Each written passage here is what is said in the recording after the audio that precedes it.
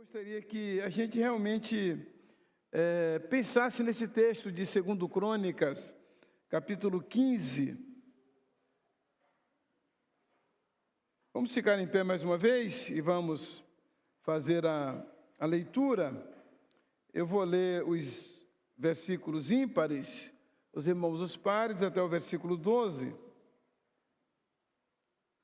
No versículo 1, nós lemos o seguinte: Então veio o Espírito de Deus sobre Azarias, filho de Odede.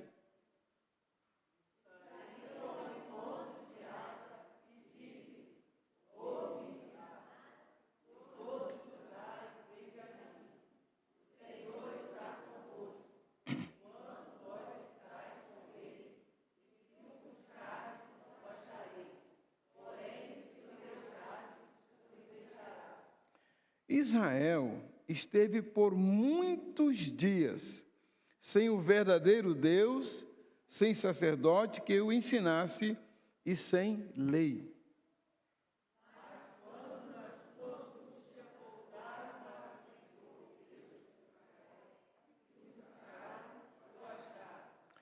E naqueles tempos não havia paz, nem para o que saía, nem para o que entrava, mas muitas perturbações sobre todos os habitantes daquelas terras.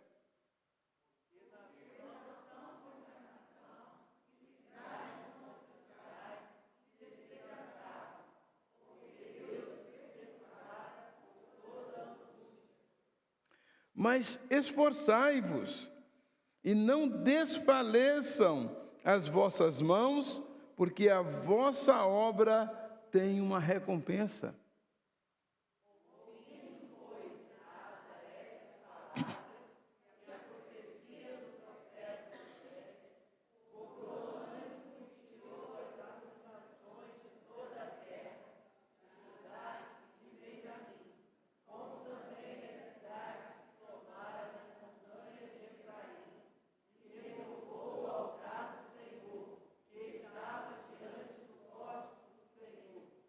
E reuniu a todo o Judá e Benjamim, e com ele os estrangeiros de Efraim, Manassés e de Simeão, porque muitos de Israel tinham passado a ele, vendo que o Senhor, seu Deus, era com ele.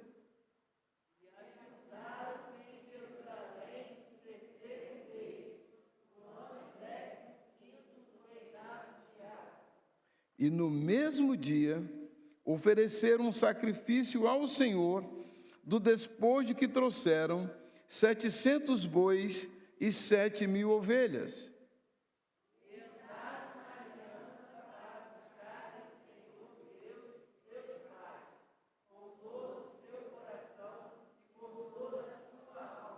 Amém? Podem sentar, meus irmãos.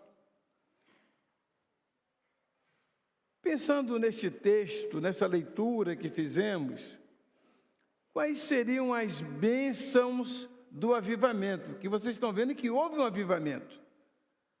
No reinado de Asa, houve um despertamento espiritual entre o povo, houve uma mudança, e isso trouxe muitas bênçãos para o povo de Israel, e também a gente vê que traz bênçãos para as nossas vidas.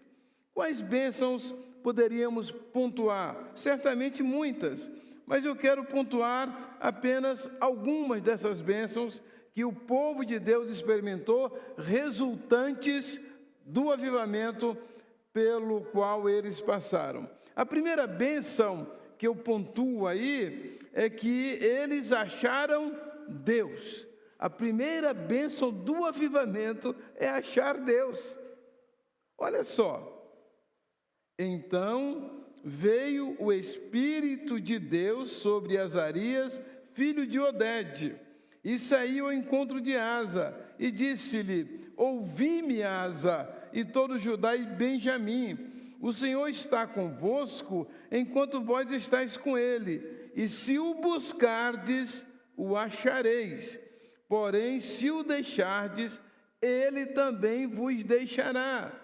E o versículo 3 diz: Israel esteve por muitos dias sem o verdadeiro Deus e sem sacerdote que ensinasse e sem lei. Versículo 4: mas quando na sua angústia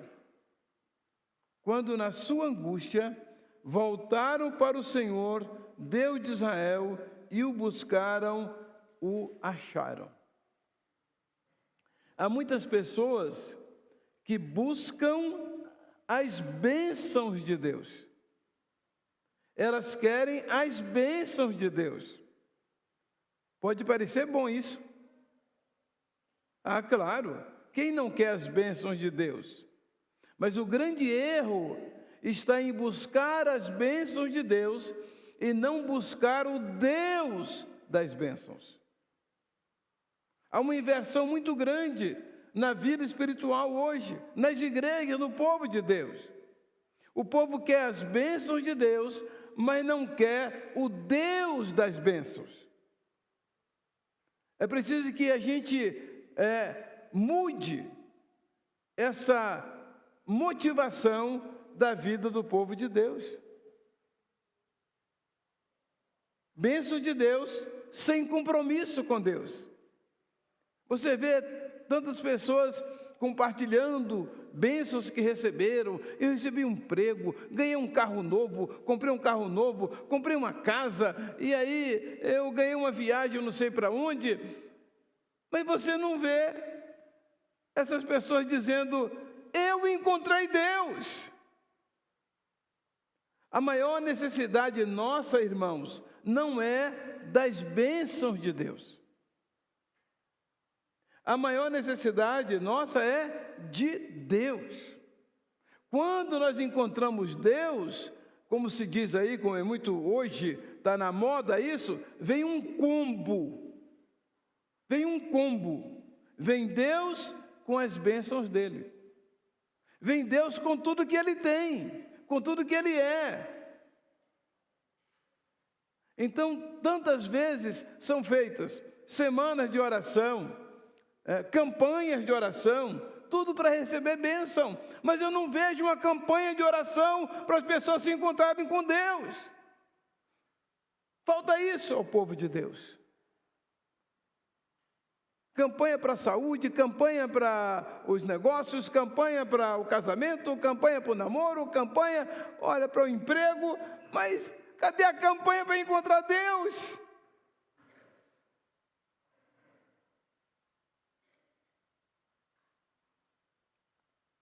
Mas quando na sua angústia voltaram para o Senhor, Deus de Israel, e o buscaram, o acharam. O grande segredo, irmãos, está em buscar Deus. Sede de Deus. A minha alma tem sede de Deus. O meu espírito anseia por ti.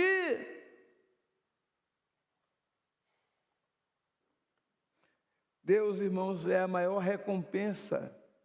É a maior bênção. Tudo tem de começar com Ele. Gosto muito do Evangelho de João, quando ele começa dizendo assim: no princípio era o verbo.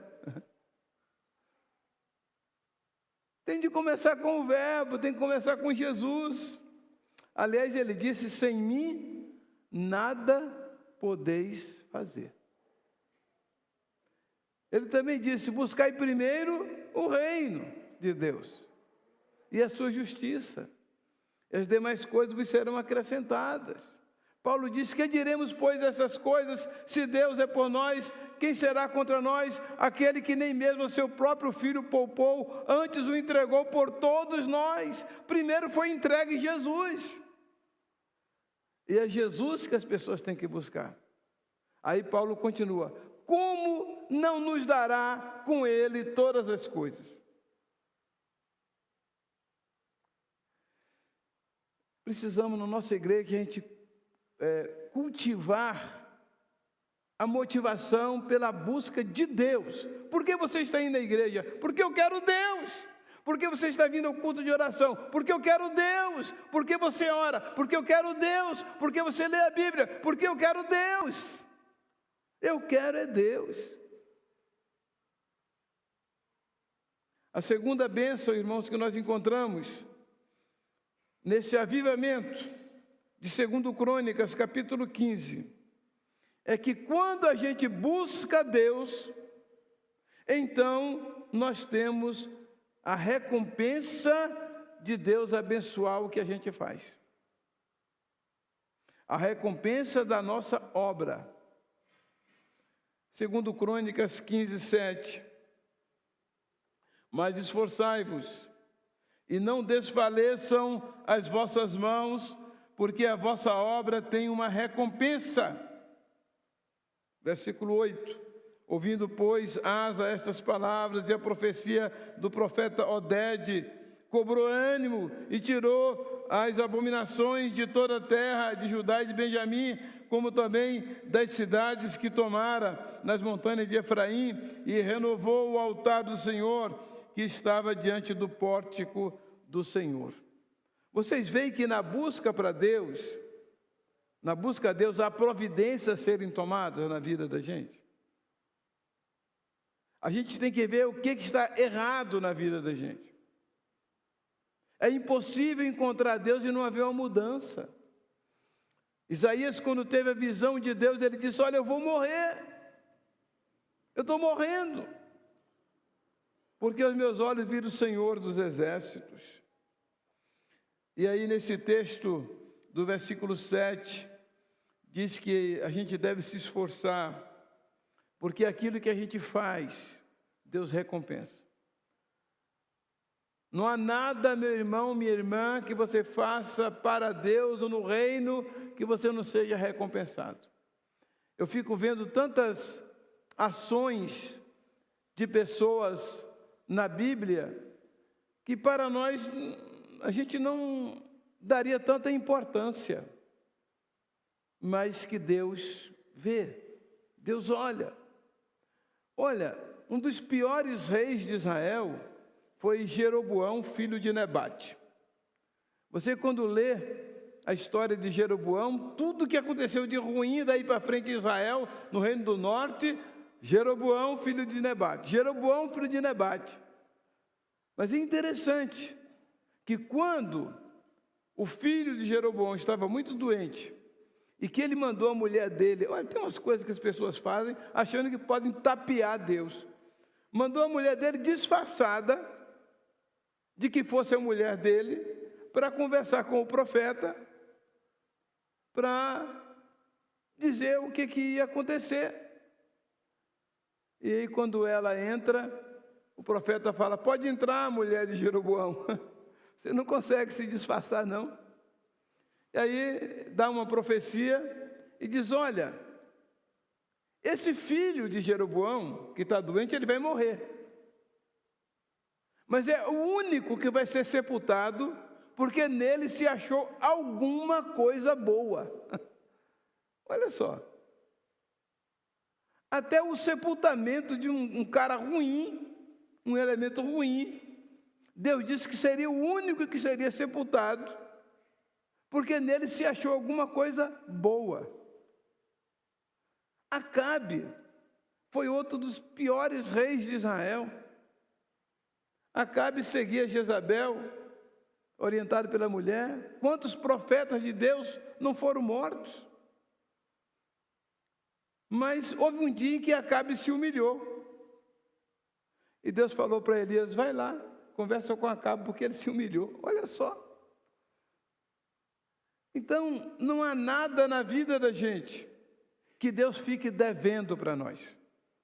Deus sempre há de nos recompensar por qualquer coisa que a gente faça. Não é à toa que Paulo diz que a gente deve ser firmes e constantes, sempre abundantes na obra do Senhor, sabendo que o vosso trabalho não é vão. Meu irmão, a mínima coisa que você fizer nesta igreja, que você der de contribuição para o reino de Deus, o mínimo serviço que você fizer, pode estar certo que Deus não vai ficar devendo isso para você. Ele vai recompensar você. Nunca ache que o que você faz é muito pouco, ou o que você faz ninguém repara, o que você faz ninguém considera.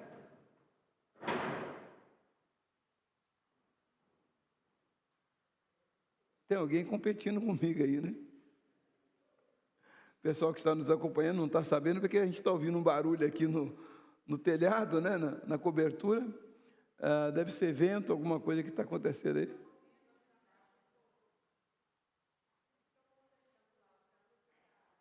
Entendi. Ok. Então, a mínima coisa, como esses irmãos estão consertando ali agora, né? A mínima coisa que nós fizermos no reino, Deus vai recompensar. Há uma história de um pastor que ele estava sendo muito bem sucedido no ministério dele, e ele estava assim muito orgulhoso daquilo que estava acontecendo. E aí um dia Deus falou para ele: você pensa que o sucesso do seu trabalho é porque você é muito bom? Não é não. Por você eu nem faria muita coisa não.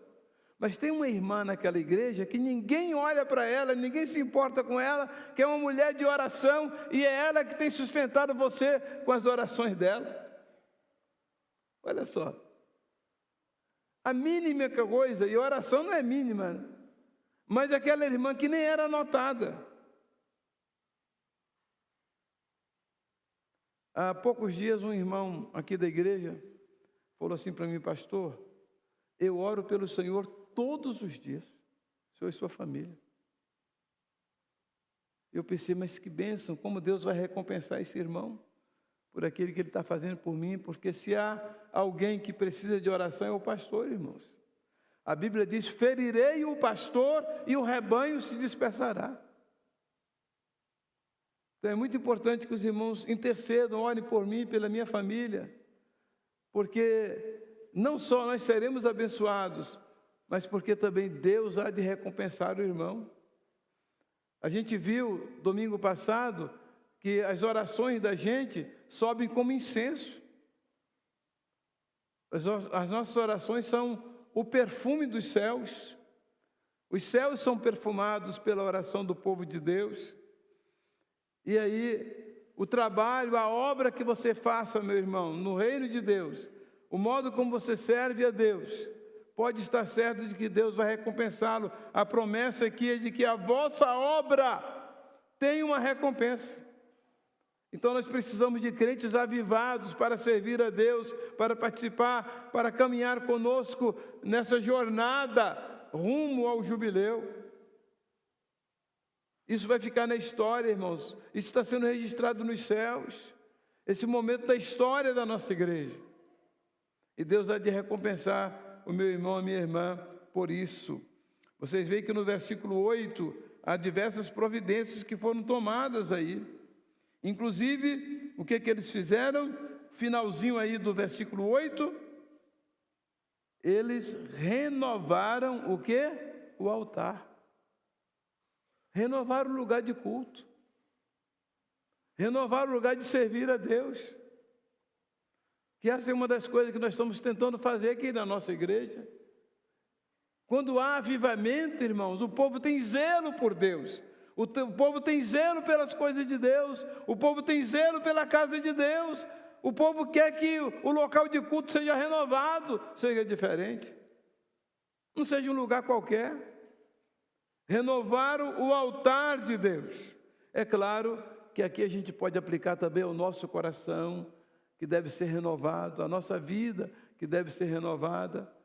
Mas não se pode cultuar a Deus sem um renovo interior, mas também sem um renovo exterior.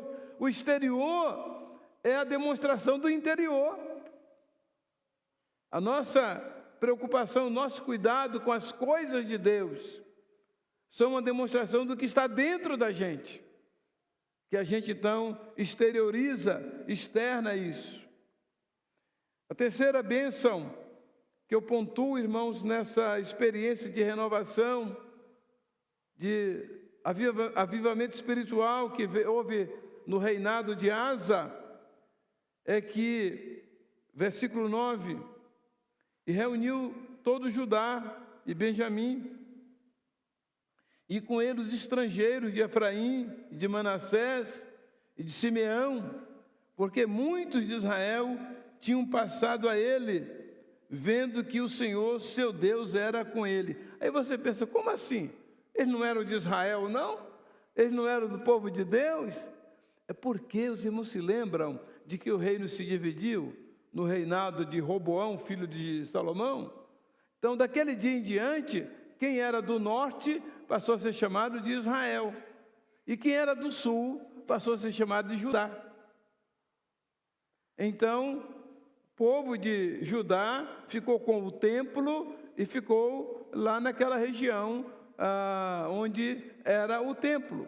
O povo do norte, que foi o povo que seguiu Jeroboão, filho de Nebate, fizeram 2 bezerros lá, um foi colocado em Dan e outro em Beceba, e aí cada um deles, cada uma dessas 2 nações agora, que passaram a ser 2 nações, o povo de Judá cultuava a Deus e o povo de Jeroboão cultuava os bezerros que ele tinha feito lá. Isso, passaram-se muitos anos, até que a Síria destruiu o reino do norte. A Síria venceu o reino do norte. E aquele povo foi devastado. Então, aquelas 10 tribos que ficaram com Jeroboão, e algumas dessas aqui, como Efraim, Manassés, Simeão, que eram das tribos do norte, o restante, o remanescente dessas tribos, vendo que agora Deus estava em Judá, Deus estava com o rei Asa, então eles saem de lá e vêm para cá para participar com Asa, o rei Asa, do culto a Deus. Então, daí o título que eu estou dando, de que muitos se juntando a nós. Meus irmãos, quando o povo desta cidade vir que esta igreja é uma igreja comprometida com a palavra de Deus, é uma igreja que encontrou Deus, pessoas que estiverem buscando Deus também virão para aqui. Sabe qual é uma das características da nossa igreja? Como ela é conhecida? Uma igreja comprometida com a palavra. E as pessoas que são comprometidas com a Bíblia, elas ficam aqui. Agora, quem estiver procurando, aqui não vai crítica, é difícil não ser uma crítica. Quem estiver procurando oba-oba, quem estiver procurando as motivações talvez diferentes, eu não sei, não posso dizer também que são oba-oba da carne, mas quem tiver palavra, quem quiser palavra, vai vir para aqui. Vai procurar o povo de Deus, vai procurar as pessoas que estão comprometidas com Deus, que querem é Deus, querem a palavra, não querem as motivações externas. Por isso, irmãos, que a gente precisa continuar firme com a nossa decisão de seguir a Bíblia, de fazer aquilo que realmente engrandece ao Senhor e que não pontua o homem, não pontua as pessoas, não pontua as motivações da carne, as emoções, mas Deus, comprometimento com a palavra, mudanças interior, mudanças de vida. Porque, vendo que o Senhor, seu Deus, finalzinho do versículo 9, vendo que o Senhor, seu Deus, era com ele. Quero, irmãos, que a nossa igreja seja uma igreja conhecida como a igreja que Deus está com ele. Aquele povo, Deus está com ele. A gente percebe, a gente sente isso, a gente vê isso entre eles lá. Povo que está com Deus, comprometido com Deus. E aí eu achei muito interessante o versículo 10, que eles se juntam em Jerusalém, no 3º mês, no 15º ano do reinado de Asa. Então Asa é fortalecido com a vinda de todo esse povo. E assim será também a nossa igreja, irmãos. E esse é um dos motivos porque eu estou convocando os irmãos para sábado, próximo sábado. Porque a gente precisa delinear, a gente precisa traçar a nossa caminhada daqui para frente. Nesse rumo nosso ao jubileu de Esmeraldas. Como vamos ser de um modo especial usados por Deus a partir desse momento. e ajuntaram-se em Jerusalém. Quero convidar o povo de Deus para sábado, a gente está aqui, e se juntar, para a gente poder tomar decisões e visualizar qual vai ser a nossa caminhada mais para frente. A quarta bênção, que já não é uma bênção, mas condições para a maior bênção, já que a gente quer receber as bênçãos de Deus, quais são as condições que nós vimos aí nesse relato desde do capítulo 15, desde o versículo 1.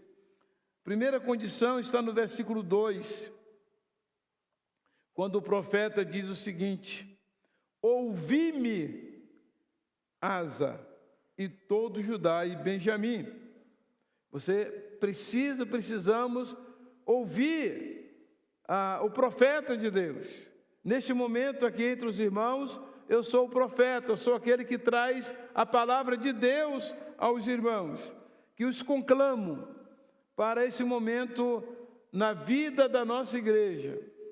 Meus irmãos, as pesquisas e tudo está indicando que realmente estamos nos encaminhando para o encontro com Jesus. E a gente precisa nivelar e afinar a nossa vida. E como homem de Deus, comprometido com Deus, com a palavra de Deus, eu estou aqui pedindo que os irmãos ouçam tudo que eu estou pregando nesse período. Não que eu seja um santo, não que eu seja perfeito, mas a Bíblia diz que Elias era homem sujeito às mesmas imperfeições que nós. A gente vai encontrar um profeta Jonas tão vacilante, tão inseguro, mas o que me impressiona é que os ninivitas não desacreditaram a mensagem de Jonas. Talvez há muitas coisas que você não concorde comigo, há muitas falhas que você perceba na minha vida, mas uma coisa estejam certos: eu sou um homem de Deus, eu sou um profeta de Deus, eu estou aqui falando em nome de Deus. Os irmãos não devem olhar para as minhas falhas, para as minhas fraquezas, para a mensagem que em nome de Deus eu estou trazendo.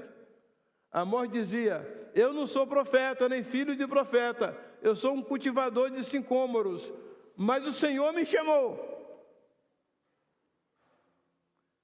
E se há uma coisa que eu tenho certeza, irmãos, é que o Senhor me chamou. E se há uma coisa que eu tenho certeza, Deus que me trouxe para essa igreja, para essa cidade aqui. E o modo como Deus tem agido em nossa vida, nessa caminhada, esse compromisso que eu tenho diante de Deus, de dar conta das suas almas, das suas vidas. Eu sinto esse peso na minha vida. Então é muito importante que os irmãos ouçam o que está sendo dito. E o povo ouviu a profecia do profeta Oded. Em Apocalipse, capítulo 2, versículo 1, nós vemos que Jesus fala primeiro a quem? Ao pregador, ao profeta, ao anjo da igreja, ao líder da igreja. Mas depois ele fala também para quem? Para a igreja.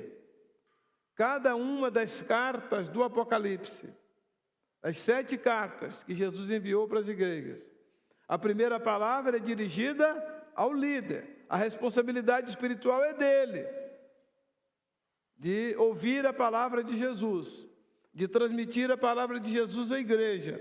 Mas cada uma das cartas é fechada, é concluída com o Espírito falando à igreja. E aqui, só para vocês apurarem, aguçarem mais a percepção de vocês. Quem é que fala ao pastor, irmãos, de acordo com esse texto? Jesus. E quem é que fala à igreja? O Espírito Santo. Preste atenção nisso. Sempre a carta é aberta com Jesus falando ao pastor. Não que o Espírito Santo não fale ao pastor. Só estou chamando a atenção para os irmãos para esse detalhe, essa curiosidade. e ao líder e ao anjo da igreja tal, isto diz, aí é sempre Jesus. Aí fechando a carta, quem tem ouvidos, ouça o que o Espírito diz às igrejas. Claro que quando Jesus fala, o Espírito Santo está falando. Claro que quando o Espírito Santo fala, Jesus está falando. Só estou chamando a atenção dos irmãos para essa curiosidade, esse detalhe aí da palavra. Então, quero pedir aos irmãos que ouçam. Não estou falando em meu nome, não estou falando para a minha glória. Eu estou falando como profeta de Deus, nesses tempos. Segundo lugar, o povo precisa voltar-se para Deus. Versículo 4, segundo Crônicas 15, 4. Mas quando na sua angústia voltaram para o Senhor, Deus de Israel, e o buscaram, o acharam. Eu fico impressionado com esse negócio de achar, né? Não é interessante? O achar. Você percebe que é uma procura, não é? Não foi um achado natural. Houve busca, houve procura. E Paulo vai dizer que para que se tateando, a ideia de tatear é uma pessoa que não está enxergando. Para que tateando o pudessem achar, ainda que ele não esteja longe de cada um de nós. Porque o que? Nele o que? Quem pode completar para mim? Porque nele nos movemos e existimos. Nos movemos nele, existimos nele, mas a gente precisa encontrá-lo.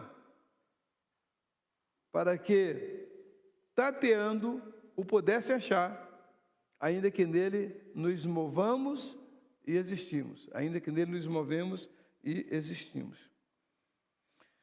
Eu estou citando um texto que não está aí na nossa lista, mas é Atos capítulo 17, a partir do versículo 30, depois os irmãos podem ver lá. Ou partir um pouquinho antes, os irmãos depois podem olhar esse texto. Ainda que não esteja longe de nenhum de nós, porque nele vivemos, nos movemos e existimos. Então, quando o buscaram, o acharam. No versículo 8, segundo Crônicas 15, 8, aquilo que até eu já pontuei aqui para os irmãos, ouvindo, pois, Asa estas palavras, e a profecia do profeta, filho de Oded, cobrou ânimo e lançou as abominações fora de toda a terra de Judá e de Benjamim. Irmãos, quais são as abominações que nós estamos admitindo em nossa igreja, que estamos admitindo em nossos lares, nossas casas, que a gente precisa lançar fora? Coisas que Deus abomina. Fora de toda a terra eles lançaram, como também das cidades que tomaram na região montanhosa de Efraim. E aí a renovação do altar do Senhor, que estava diante do pórtico do Senhor. Vocês se lembram, lá em 1 Reis, capítulo 18, quando Elias desafia os profetas de Baal, e que ele fala, olha, o Deus que responder por fogo, esse é o verdadeiro Deus.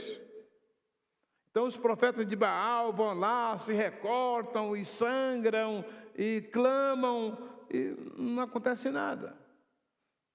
Quem se lembra qual foi a primeira providência que Elias tomou?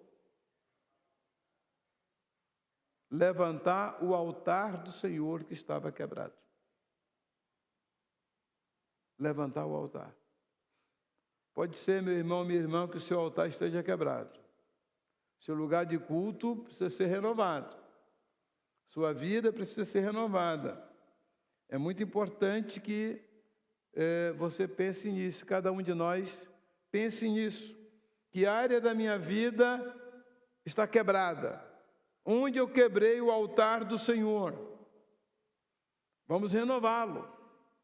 Asa fez isso. Nós não podemos continuar cultuando com o altar quebrado. Tem que ser renovado. E a quarta providência, porque aí a terceira é fazer concertos, e a quarta é fazer uma aliança com Deus. Um compromisso. A gente precisa assumir compromissos com Deus, irmão. Tomar decisões na vida da gente. Segundo Crônicas 15, 12. Entraram em aliança. Em aliança. De buscarem o Senhor, Deus de seus pais. De todo o coração e de toda a sua alma. Irmãos, vamos assumir essa aliança com Deus. Não somente até o jubileu, mas até a gente se encontrar com Jesus. Fazer uma aliança. A gente precisa buscar a Deus, a gente precisa orar mais. Ver qual horário que você pode orar. Há quem possa levantar de madrugada, mas há quem possa orar 2 da tarde, 3 da tarde, 6 da tarde, 7 da manhã. O horário não é mais importante. O importante é buscar o Senhor. A igreja toda comprometida nessa caminhada. E essa busca aqui diz que é de todo o coração e de toda a alma, envolvendo todo o nosso ser para com o nosso Deus. Uma transformação completa. Porque é isso que Deus quer de nós, não é? Eu estava falando sobre os preparativos para a volta de Jesus. O Joshua, quase todos os dias, fala, e o anticristo, né? Como é que eu vou fazer? Ele fica preocupado, será que não vai doer, na hora de ter que dar a minha vida por ele, por Cristo, né? E eu estou com 10 anos, né? Só faltam 6 anos, porque ele está achando que vai ser no 2030. A gente não pode estabelecer data, não, irmãos, para a volta de Jesus e para os acontecimentos, não. Por causa da chamada nova ordem mundial, que está programada para 2030. E o mundo está se mobilizando nesse sentido. A política, os poderosos da terra estão investindo pesado para isso, para ver o chamado resetar tudo, para começar uma nova ordem no mundo inteiro, e tudo está sendo preparado nesse sentido. Nós não podemos dizer que vai ser em 2030 que o anticristo vai aparecer, ninguém pode estabelecer data.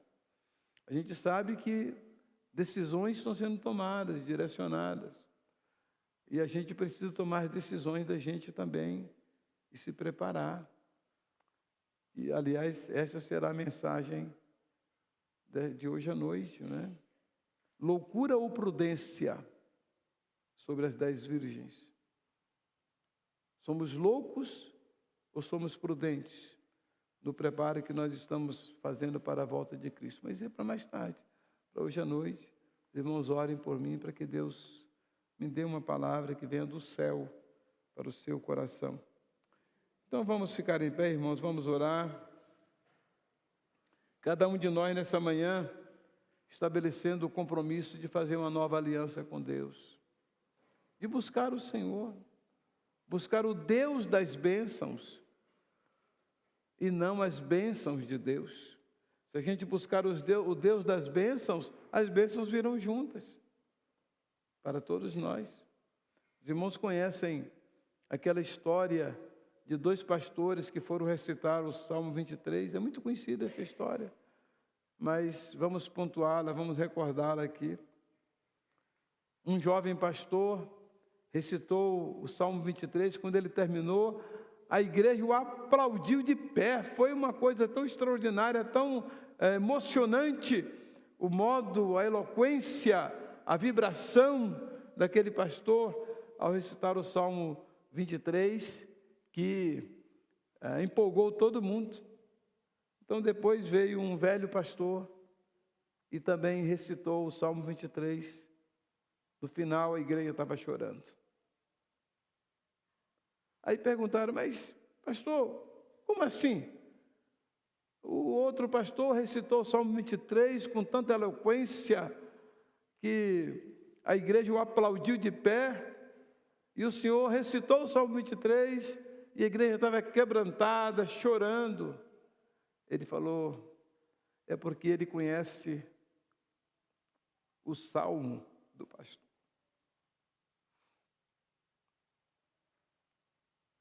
Mas eu conheço o pastor do Salmo.